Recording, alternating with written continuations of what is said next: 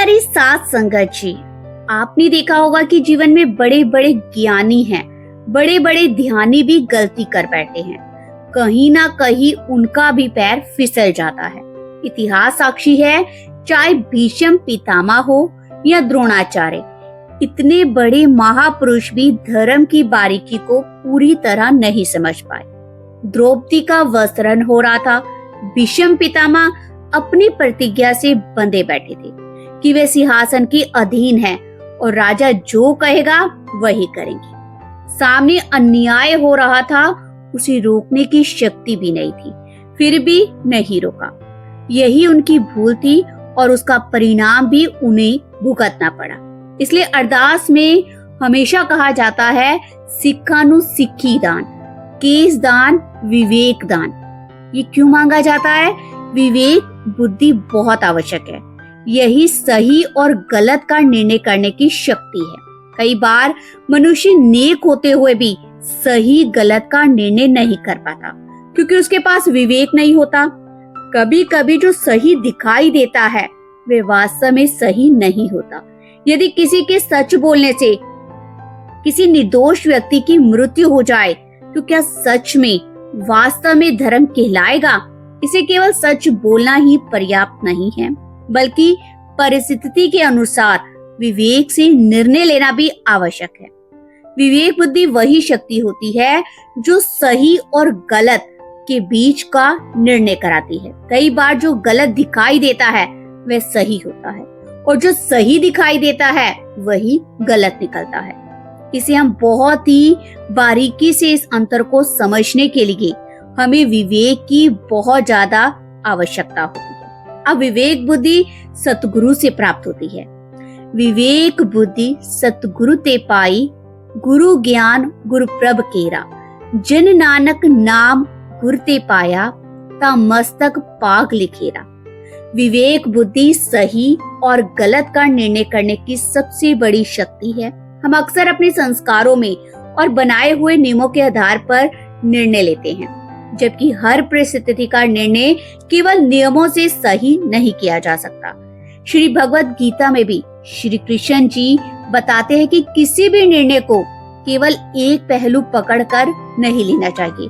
यदि केवल एक पक्ष को सही यानी सत्य मान लिया जाए और बाकी बातों को छोड़ दिया जाए तो निर्णय अधूरा हो सकता है। आज की ये ऐतिहासिक घटना इसी विषय को पूरी तरह से स्पष्ट करेगी। यदि इसका मुख्य संदेश समझ में आ गया तो जीवन में सही का और गलत का निर्णय लेना बहुत सरल हो जाएगा। अब श्री गुरु गोबिंद सिंह जी महाराज कुछ समय के लिए अनंतपुर साहिब से पोंटा साहिब में विराजमान हैं। आसपास और दूर दूर के क्षेत्रों से संगत उनके दर्शन करने के लिए समूहों में आ रही है। जंगल का रास्ता होने के कारण लोग अकेले नहीं चलते, क्योंकि रास्ते में डाकुओं का डर रहता है। संगत अपने साथ साथ दसवंत और भेंट भी लेकर आती है, इसलिए डाकू उन पर हमला करने का हमेशा अवसर खोजते रहते हैं। उसी जंगल में ही एक महान अभ्यासी और शस्त्रधारी पुरुष रहता है। उसका उद्देश्य केवल इतना था कि यदि संगत पर डाकू हमला करे तो वह उनकी रक्षा कर सके। वह तलवार चलाने में निपुण है, पेड़ों के पीछे छिपकर निगरानी करता है। जैसे ही डाकू हमला करते हैं वह ऊंचे स्वर में जयकारा लगाता है। जयकारे की आवाज सुनकर डाकू समझते हैं कि गुरु महाराज जी के सिख यानी सैनिक आ गए हैं और डाकू डर कर भाग जाते हैं। अब इस घटना का दूसरा पक्ष समझिए। पोंटा साहिब से काफी दूर यानी रायपुर नामक नगर में एक पति पत्नी रहते थे। वे अत्यंत ही धनवान, गुणवान और कुशल थे। लगभग 350 वर्ष पहले उस समय उन्होंने कांच के विशेष बगीचे बनाकर दुर्लभ फूल उगाए थे। उनके बगीचे इतने प्रसिद्ध थे कि रायपुर की रानी भी उन्हें देखने आती थी। उनका सबसे बड़ा गुण ये था कि कोई भी संत, कोई भी महापुरुष या प्रभु भक्त उनके घर आए बिना आगे नहीं जाता था। वे बड़े प्रेम से उनकी सेवा करते, संगत करते और उनसे आध्यात्मिक बातें सुनते थे। लेकिन एक कमी रह गई। अधिकांश संत उन्हें केवल कर्म कांड का मार्ग बताते थे। अब कर्मकांड का अर्थ क्या है? ऐसा कोई भी धार्मिक कार्य जिसमें प्रभु के नाम का स्मरण ना हो, चाहे वो पूजा हो, सत्संग हो या कोई अन्य धार्मिक क्रिया, यदि उसमें नाम सिमरन नहीं जोड़ा तो वाणी उसे कर्मकांड कहती है। यही कार्य यदि नाम सिमरन के साथ किया जाए तो वह प्रेम भक्ति बन जाती है। सेवा भी तभी पूर्ण मानी जाती है जब उसके साथ सिमरन जुड़ा हो। बिना नाम के पूजा भी अधूरी है। एक दिन एक महापुरुष उनके घर पर आए। सेवा से प्रसन्न होकर उन्होंने पूछा, हम ठाकुर जी के दर्शन करना चाहते हैं, हमें क्या करना चाहिए? महापुरुष ने कहा कि प्रतिदिन प्रातः स्नान करके कुएं या नदी से शुद्ध जल लाना और उस जल से ठाकुर जी का स्नान कराना। श्रद्धा से ये नियम निभाते रहना, एक दिन ठाकुर जी दर्शन देंगे। उन्होंने ये मार्ग तो बताया, लेकिन नाम सिमरन का उपदेश नहीं दिया। यदि साथ में राम नाम, कृष्ण नाम या कोई मंत्र जाप भी बताते तो साधना और अधिक पूर्ण हो जाती। पति पत्नी ने पूरी श्रद्धा से ये नियम आरंभ कर लिया। वे प्रतिदिन ब्रह्म मुहूर्त में उठते, स्नान करते, नंगे पांव कुएं से शुद्ध जल लाते और ठाकुर जी का स्नान कराते। उनके हृदय में केवल एक ही प्रार्थना रहती, हे ठाकुर जी, हमें अपने दर्शन दीजिए। उनका मन सच्चे प्रेम से भरा हुआ था। यदि उन्हें सही मार्गदर्शन मिल जाता तो उनकी साधना जल्दी ही सफल हो जाती, लेकिन आगे चलकर उनसे एक ऐसी भूल हुई जिसे पूरी की पूरी इस कथा की दिशा ही बदल दी। अब फिर से उस जंगल की ओर चलते हैं जहाँ से संगत पोंटा साहिब जा रही थी। रात का समय था। लगभग 20 लोगों का एक जत्था आगे बढ़ रहा था। उसमें अधिकतर महिलाएं और छोटे बच्चे थे, जबकि केवल 2 पुरुष ही थे साथ में। डाकुओं ने ये देखकर हमला करने का निश्चय किया। उन्हें लगा कि मुकाबला करने वाला कोई नहीं। उन्होंने संगत को घेर लिया और कहा, जो धन है, जो दशवंत है साथ लाए हो, सब हमारे हवाले कर दो। अपनी स्त्रियों को भी यही छोड़ जाओ। यदि विरोध किया तो तुम दोनों पुरुषों और बच्चों को भी मार देंगे। उसी समय जंगल में पहरा दे रहे शस्त्रधारी महापुरुष ने ये दृश्य देखा। उन्हें समझ आ गया कि इस बार केवल जयकारा लगाने से काम नहीं चलेगा, क्योंकि डाकू की संख्या बहुत अधिक थी। फिर भी उन्होंने ऊंचे स्वर में जयकारा लगाया, लेकिन डाकू नहीं भागे। तब वह अकेले ही तलवार लेकर मैदान में उतर पड़े। उन्होंने कहा, जब तक मेरे शरीर में प्राण है मैं तुम्हें इन निर्दोष लोगों को हाथ नहीं लगाने दूंगा। पहले मुझसे लड़ो, मुझे मारो, उसके बाद जो करना हो करो। महापुरुष कहा करते हैं कि सच्चा बलवान वह नहीं जो निर्बलों पर अत्याचार करे, और ना ही वह जो केवल शक्तिशाली के साथ खड़ा हो जाए। वास्तव में बलवान वही है जो कमजोर और असहाय के साथ खड़ा हो जाए, चाहे उसे अपने प्राणों का बलिदान ही क्यों न देना पड़े। आज संसार में लोग अक्सर ताकतवर का साथ देते हैं, लेकिन जो कमजोर का साथ देता है उसके साथ स्वयं गुरु खड़े होते हैं। इसलिए जीवन में हमेशा सत्य का और न्याय का साथ देना चाहिए। यदि लड़ नहीं सकते तो अन्याय के विरुद्ध आवाज उठाएं। यदि बोल नहीं सकते तो कम से कम उसके विरोध में लिखें। किसी भी परिस्थिति में सत्य का साथ छोड़ना नहीं चाहिए। यही इस कथा का मूल संदेश है। सही और गलत का निर्णय विवेक से और दया के आधार पर करना चाहिए, केवल बाहरी नियमों के आधार पर नहीं। वे शस्त्रधारी महापुरुष अकेले ही डाकुओं से युद्ध करने लगे। इधर अवसर देकर संगत भी अपने प्राण बचाकर शहर की ओर निकल गई। उनकी जान बच गई, लेकिन महापुरुष युद्ध में डटे रहे। इतिहास में वर्णन मिलता है कि उन्होंने अनेक डाकुओं को मार गिराया और कईयों को घायल कर दिया। उनकी वीरता देखकर कुछ डाकू भयभीत होकर भाग गए।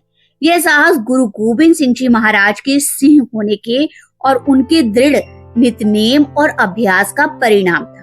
वाणी में अद्भुत शक्ति है। जो व्यक्ति प्रतिदिन श्रद्धा से जाप साहिब और अन्य वाणियों का पाठ करता है, उसके भीतर एक अलग ही आत्मबल जागृत होता है। उस समय के सिंहों का जीवन अत्यंत ही अनुशासित था। वे कठिन परिस्थितियों में भी अमृत वेला कभी नहीं छोड़ते थे। भोजन कम मिलता था, साधन सीमित थे, फिर भी उनका नित्यनेम उनका चरित्र और गुरु के प्रति समर्पण अटल रहता था। बाबा दीप सिंह जी जैसे महापुरुष पूरी रात बैठकर जाप साहिब का पाठ करते थे और उसी आत्म बल के साथ युद्ध भूमि में उतरते थे। युद्ध समाप्त होने के बाद भी महापुरुष का शरीर गंभीर रूप से घायल हो चुका था। उनके शरीर पर असंख्य घाव थे और वह लहूलुहान अवस्था में भी किसी वैद्य या आशी की खोज में शहर की ओर चल पड़े। चलते चलते उन्हें अत्यधिक प्यास लगी। कुछ दूर एक कुआं दिखाई दिया, लेकिन शरीर में इतनी शक्ति नहीं बची थी कि वे वहां तक पहुंच पाते। वे कुएं के पास ही गिर पड़े। उसी समय उन्होंने देखा कि एक पति पत्नी कुएं से गागर में जल भर रहे हैं। यह वही दंपति था जो प्रतिदिन ठाकुर जी के स्नान के लिए शुद्ध जल लेने जाता था। महापुरुष ने अत्यंत ही विनम्रता से कहा, मुझे बहुत प्यास लगी है, कृपया थोड़ा सा पानी पिला दीजिए। पति पत्नी ने एक दूसरे की ओर देखा।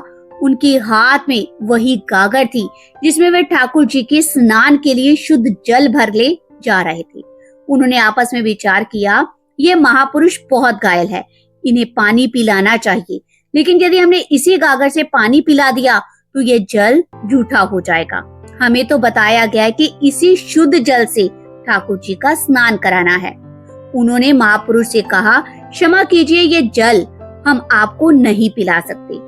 पहले ठाकुर जी का स्नान कराना है, हम तुरंत लौटकर आपको पानी पिला देंगे। महापुरुष ने फिर विनती की, मेरी अवस्था देखो, शरीर पर असंख्य घाव है, मुझे बहुत प्यास लगी है और हो सकता है मैं तब तक जीवित ना रहूं, कम से कम थोड़ा सा पानी ही पिला दो।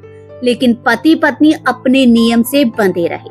उन्होंने निश्चय किया कि पहले ठाकुर जी का स्नान कराएंगे, फिर उन्हें पानी पिलाएंगे।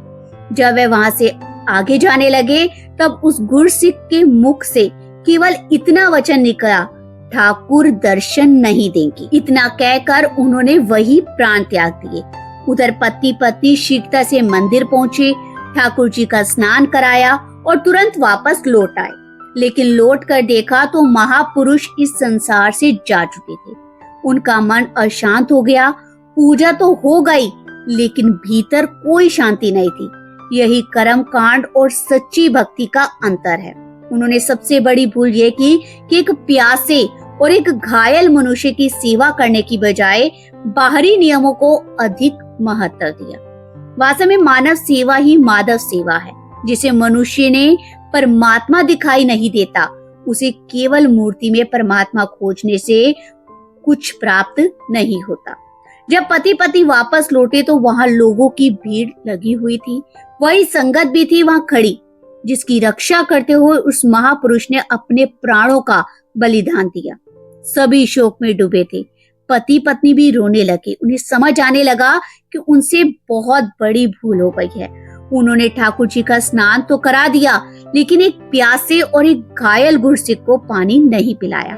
जब रायपुर की रानी को इस पूरी घटना का पता चला तो वह भी वहां पहुंची। उसे पूरी घटना सुनी और अत्यंत दुखी होकर कहा, मेरे राज्य में गुरु का एक सिख प्यासा मर गया। यह हमारे राज्य के लिए बहुत बड़ा दुर्भाग्य है। रानी और नगर के लोग श्री गुरु गोविंद सिंह जी महाराज जी के पास पहुंचे और सारी की सारी घटना सुनाई। गुरु महाराज जी ने उन्हें सांत्वना दी और कहा कि जब जो होना था हो चुका है, लेकिन उस पति पत्नी सोना और मोहिना के जीवन में चैन समाप्त हो गया। वे प्रतिदिन ठाकुर जी का स्नान तो कराते, पर मन में शांति नहीं मिलती। उनके कानों में बार बार वही शब्द गूंजते रहते, ठाकुर दर्शन नहीं देंगे। आखिर उन्होंने क्या किया, स्नान कराना भी बंद कर दिया। वे हर आने जाने वाले संत से पूछते, हमसे बहुत बड़ी भूल हो गई है, इसका कोई प्रायश्चित कैसे होगा। एक दिन एक कमाई वाले गुरसिख ने उनसे कहा, यदि क्षमा मिल सकती है तो केवल श्री गुरु गोविंद सिंह जी महाराज जी से मिलेगी। पौंटा साहिब जाओ, उनके चरणों में विनती करो, यदि वे बख्श देंगे तो सब कुछ ठीक हो जाएगा। ये सुनकर दोनों के मन में एक आशा जागी। वे बड़े ही प्रेम और बड़ी ही श्रद्धा के साथ रथ पर सवार होकर पौंटा साहिब पहुंच गए। उस समय गुरु साहिब जी महाराज घोड़े पर सवार होकर संगत को दर्शन देने निकल रहे थे। संगत जयकारे लगा रही थी। सोना और मोहिना भी दर्शन की प्रतीक्षा में खड़े थे। लेकिन आश्चर्य की बात हुई, गुरु महाराज जी कुछ दूरी तक सीधे आए, फिर उनके सामने पहुंचने पहले ही घोड़े का मार्ग बदलकर दूसरे रास्ते से निकल गए। उन्हें दर्शन नहीं हुए। तभी सोना और मोहिना समझ गए कि गुरु महाराज सब कुछ जानते हैं। जिस गुरसिख ने अंतिम समय में कहा था ठाकुर दर्शन नहीं देंगे, गुरु महाराज जी उसी वचन की मर्यादा को निभा रहे हैं। अब सोना और मोहिना को पूरा विश्वास हो गया कि श्री गुरु गोविंद सिंह जी महाराज अंतर्यामी हैं। उन्होंने श्री कृष्ण के दर्शन मांगे थे और जब गुरु महाराज जी भी उन्हें दर्शन नहीं दे रहे थे, इससे उनका विश्वास और दृढ़ हो गया कि गुरु ही परमात्मा का स्वरूप है। उन्होंने बार बार सेवादारों के माध्यम से दर्शन की विनती भेजी, लेकिन गुरु महाराज जी ने कोई उत्तर नहीं दिया। कुछ समय के बाद गुरु गोविंद सिंह जी महाराज ने सेवादारों को आदेश दिया कि जब भी वे बाहर निकले, उनके दोनों ओर बड़ी बड़ी चादरें तान दी जाए ताकि सोना और मोहिना उन्हें देख ना सके। गुरु महाराज जी जब भी बाहर आते, सेवादार चादरें लेकर उनके साथ चलते। सोना और मोहिना समझ गए कि अब उन्हें क्षमा नहीं मिली है। वे रोते रहे, पर गुरु महाराज जी ने अपने उस गुरु सिख के अंतिम वचन की मर्यादा को बनाए रखा। कुछ समय बाद गुरु गोविंद सिंह जी महाराज आनंदपुर साहिब लौट गए। सोना और मोहिना भी उनके पीछे पीछे आनंदपुर साहिब पहुंच गए। वहां भी उन्होंने बार बार दर्शन करने की विनती की। इस बार गुरु महाराज जी ने सेवादार के माध्यम से स्पष्ट संदेश भेजा, हम इन्हें दर्शन नहीं दे सकते, इन्हें कह दो कि लौट जाएं। ये सुनकर दोनों का हृदय टूट गया। अब उन्हें पूर्ण विश्वास हो गया कि गुरु महाराज जी वास्तव में उसी गुरसिख के वचन का पालन कर रहे हैं। तब दोनों ने आपस में विचार किया। मोहिना ने कहा, मैंने सुना है कि गुरु महाराज गरीब निवाज है। यदि हम अपना सब कुछ त्याग कर गरीब बन जाएं, तो शायद वह हम पर दया कर दे। दोनों ने अपनी सारी संपत्ति बेच दी और धन गरीबों में बांट दिया। अपने पास इतना भी नहीं रखा कि घोड़े या रथ से यात्रा कर सके। अब वे पैदल ही आनंदपुर साहिब की ओर चल पड़े। रास्ते भर वे रोते हुए यही प्रार्थना करते रहे, हमसे बहुत बड़ी भूल हो गई है। हमने गुरु के सिख को पानी नहीं पिलाया, हमें क्षमा कर दीजिए। उनके कानों में हर समय वही वचन गूंजते रहते कि ठाकुर दर्शन नहीं देंगे। उनकी रातों की नींद और दिन का चैन बिल्कुल समाप्त हो चुका था। वे सच्चे पश्चाताप से भर चुके थे, फिर भी उन्हें क्षमा नहीं मिल रही थी। दोनों फिर आनंदपुर साहिब पहुंचे। उन्होंने सोचा, अब तो हम सब कुछ त्याग कर गरीब हो चुके हैं। गुरु महाराज जी गरीब निवाज हैं, शायद अब हमें दर्शन मिल जाए। उन्होंने सेवादार के माध्यम से संदेश भिजवाया, सोना और मोहिना आए हैं। अब उनके पास एक फूटी कोड़ी भी नहीं है। वे केवल गुरु महाराज जी के दर्शन करना चाहते हैं। सेवादार ने जाकर सारी बात गुरु गोविंद सिंह महाराज जी को बताई। गुरु महाराज जी ने आगे उत्तर भेजा, उन्हें कह दो कि वे अपना और हमारा समय व्यर्थ ना करें, हम उन्हें दर्शन नहीं देंगे। ये सुनकर दोनों का हृदय टूट गया। अब उनके पास ना तो धन था, न घर लौटने का सहारा, फिर भी उन्हें क्षमा नहीं मिली। कुछ देर बाद सोना ने मोहिना से कहा, मैंने सुना है कि गुरु महाराज सेवा से बहुत प्रसन्न होते हैं। यदि मन तन से संगत की सेवा करे तो शायद वह प्रसन्न हो जाएं। मोहिना ने पूछा, सेवा करेंगे तो भोजन कहाँ से करेंगे?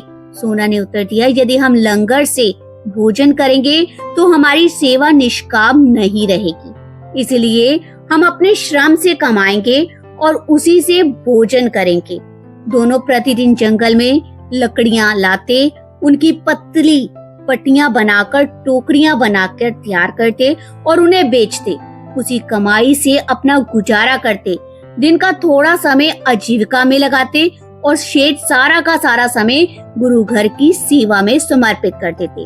कुछ समय बाद उन्होंने गुरु महाराज जी के बगीचे की सेवा संभाल ली। उन्हें बागवानी का विशेष ज्ञान था उन्होंने पूरे मन से बगीचे को इतना सुंदर बना दिया कि देखने वाले आश्चर्यचकित रह जाते।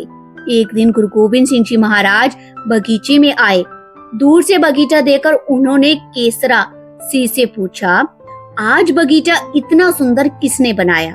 केसरा सिंह ने बड़ी ही विनम्रता से कहा, महाराज जी, ये सब सोना और मोहिना की सेवा का परिणाम है। गुरु महाराज जी ने कहा, यदि वे सेवा करना चाहते हैं तो जब हम बगीचे में आए उससे पहले वहां से चले जाया करें। हम उनके सामने नहीं आएंगे। यदि ये शर्त स्वीकार है तो वे सेवा करते रहें। केसरा सिंह ये सुनकर बहुत हैरान रह गए। उसके जाकर सोना और मोहिना को सारी बात बता दी। फिर भी दोनों ने बिना किसी शिकायत के सेवा जारी रखी। उन्हें विश्वास था कि एक दिन गुरु महाराज जी की कृपा अवश्य होगी। कुछ समय बाद माता जीतो जी बगीचे में सैर करने आई। उन्होंने बगीचे की सुंदरता को देखकर वे बहुत ही प्रसन्न हुई।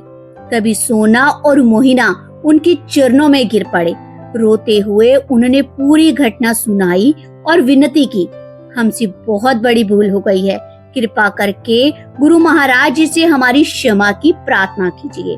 माता जीतो जी का हृदय इतना द्रवित हो गया कि वे तुरंत ही श्री गुरु गोबिंद सिंह महाराज जी के पास पहुंची और विनम्रता से उन्हें कहा, मैंने आपको कभी किसी के प्रति इतना कठोर नहीं देखा। आखिर ऐसी क्या बात है कि आप इन्हें क्षमा नहीं कर रहे? गुरु महाराज जी ने उत्तर दिया, यदि मैं किसी को दंड दूं तो मेरा भक्त उसे क्षमा कर सकता है, लेकिन यदि मेरा सच्चा भक्त किसी को वचन दे दे तो मैं भी उस वचन का उल्लंघन नहीं कर सकता। उसके बाद गुरु महाराज जी ने भाई लखू जी और बुद्धू के आवा ईंटों की भट्टी का प्रसंग सुनाया। उन्होंने बताया कि एक बार उन्होंने स्वयं आशीर्वाद दिया था कि भट्टी की ईंटें अच्छी पकेंगी, लेकिन भाई लखू के अप्रसन्न होकर कह दिया कि भट्टी कच्ची निकलेगी। अंत में वही हुआ। गुरु महाराज ने समझाया कि मेरे भक्त के वचन की भी उतनी ही मर्यादा है जिसने अंतिम समय में कहा था, ठाकुर दर्शन नहीं देंगे, मैं उसके वचन को नहीं तोड़ सकता।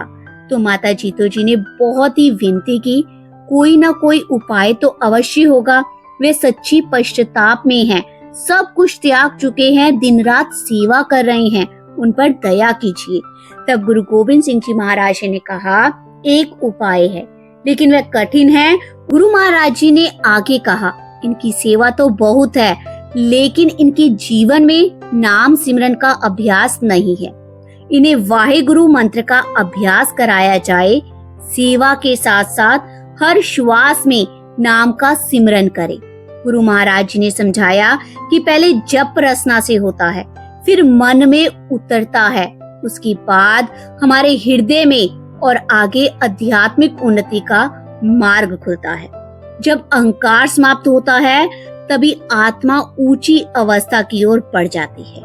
उन्होंने यह भी कहा कि सेवा तभी पूर्ण होती है जब उसके साथ नाम सिमरन जुड़ा हो। केवल बाहरी त्याग या सेवा पर्याप्त नहीं है, बल्कि भीतर में विनम्रता, दया और प्रभु का नाम का अभ्यास ही मनुष्य को परमात्मा तक पहुंचाता है। अगर वह ये सभी काम कर लेते हैं, नाम का अभ्यास करते हैं, परमात्मा से जुड़कर सेवा करते हैं, साथ संगत जी, देखिए बड़े ही समझने की बात है। इस बात को हम समझ लेते हैं। पहले हमारी रसना जपेगी, वाहे गुरु वाहे गुरु वाहे गुरु। जब वाहे गुरु करके थक जाती है, बोल बोल के फिर आवाज बंद हो जाती है, होठ हिलते हैं, फिर होठ थक जाते हैं, मुंह बंद हो जाता है, अंदर जुबान हिलती रहती है, और एक समय एक ऐसा आता है ना जब जुबान भी हिलती है और ना ही होठ हिलते हैं, आवाज भी नहीं आती, मन में शुरू हो जाता है। फिर एक समय ऐसा आता है जब मन थक जाता है, हृदय में अपने आप वाहिगुरु शुरू हो जाता है, जहाँ पे फिर वो नाभि तक जाता है और एक सफर है सिमरन का। महाराज जी आगे रास्ता बता रहे हैं सचखंड पहुंचने का। जिनके हृदय में अहंकार है वो निकल जाएगा। आत्मिक मंडल में जब प्रवेश करेंगे दशम द्वार जब खुलेगा तब सचखंड में प्रवेश पालेंगे। जब सचखंड में प्रवेश पालेंगे तो वही सिख वहां बैठा हुआ मिलेगा। वह उन्हीं से जाकर माफी मांगे।